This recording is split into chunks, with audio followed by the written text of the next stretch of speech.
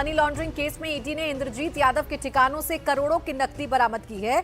ED ने इंद्रजीत यादव के 10 ठिकानों पर छापेमारी की, जिसमें 5.12 करोड़ कैश और सूटकेस से भरे 8.8 करोड़ के जेवरात मिले हैं। एक बैग से कई चेकबुक और संपत्तियों से जुड़े दस्तावेज भी बरामद किए गए हैं। तलाशी के दौरान ईडी ने दिल्ली के सर्वप्रिय विहार में छापा मारा। ये जगह अमन कुमार से जुड़ी बताई जा रही है, जो इंद्रजीत सिंह यादव का करीबी सहयोगी है।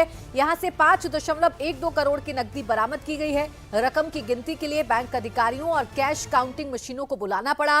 नकदी के अलावा ईडी की टीम को एक सूटकेस में रखे सोने और हीरे के जेवरात भी मिले हैं, जिनकी अनुमानित कीमत जो है वो करीब 8.80 करोड़ बताई जा रही है। इसके साथ ही एक बैग से कई चेकबुक और अचल संपत्तियों से जुड़े दस्तावेज भी बरामद किए गए हैं। इन संपत्तियों की कुल कीमत लगभग 35 करोड़ आकी गई है। कैश और गहने मुख्य आरोपी इंद्रजीत सिंह यादव के सहयोगी अमन कुमार के ठिकाने से बरामद किए गए हैं। 5 करोड़ कैश, सूटकेस में गहने भरे, कहां से आए इतने पैसे?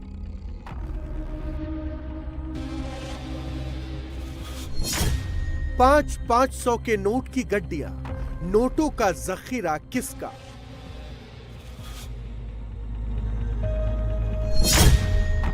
एक से एक महंगी गाड़ियां, किसका है कुबेर का खजाना?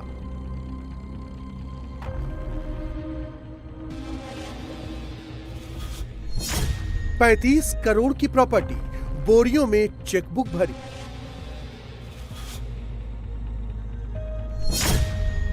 लोन उगाही का रैकेट, ईडी का ताबड़तोड़ एक्शन।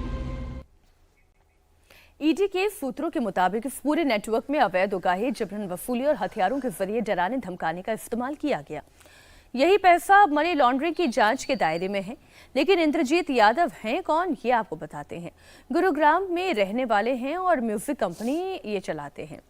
खेसारी लाल जैसे कई बड़े सिंगर्स के साथ ये गाने भी कर चुके हैं। झज्जर में मंजीत की हत्या की साजिश के नाम सामने आने के बाद इंद्रजीत सुर्खियों में आया था।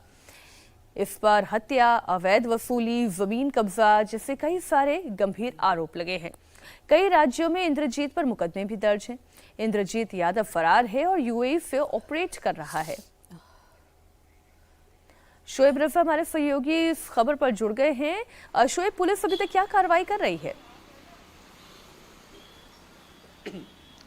बिल्कुल, देखिए हर कोई हैरान है मीनाक्षी इन तस्वीरों को देखकर कि इतना बड़ा खजाना और जिस तरह से पूरे सूटकेस में आभूषण मिले हैं। चेकबुक की अगर बात की जाए तो हम देख रहे हैं कि पूरा जो एक बैग है वो चेकबुक से भरा हुआ मिला है। ये तमाम चीज़ें हैं और इंद्रजीत के बारे में जिस तरह से आपने भी जानकारी दी कि म्यूज़िक से जुड़ा हुआ खुद को बताता है, लेकिन इस पर लोगों को धमकाकर, डराने धमकाकर जो उगाही है वो करने का आरोप है। और इसी का करीबी है अमन कुमार, जहां पर ये छापे मारी उसका घर पर की गई थी।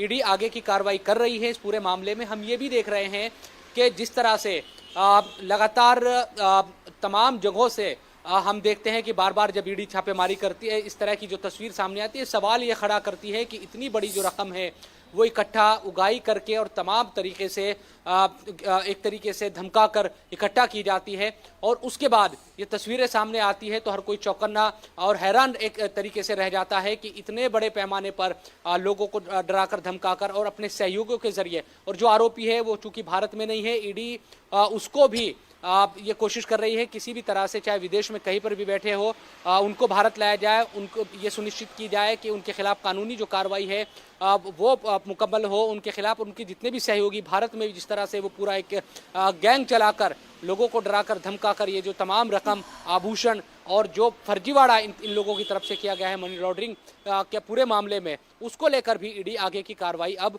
कर रही है। तो ये तमाम आप नजर बनाए रखें और कैसे संगीत की क्लासेस चलाने वाले इस तरीके से सोना, चांदी, हीरे, जवाहरात, नोट इकट्ठे कर लेते हैं, ये थोड़ी हैरानी वाली बात है।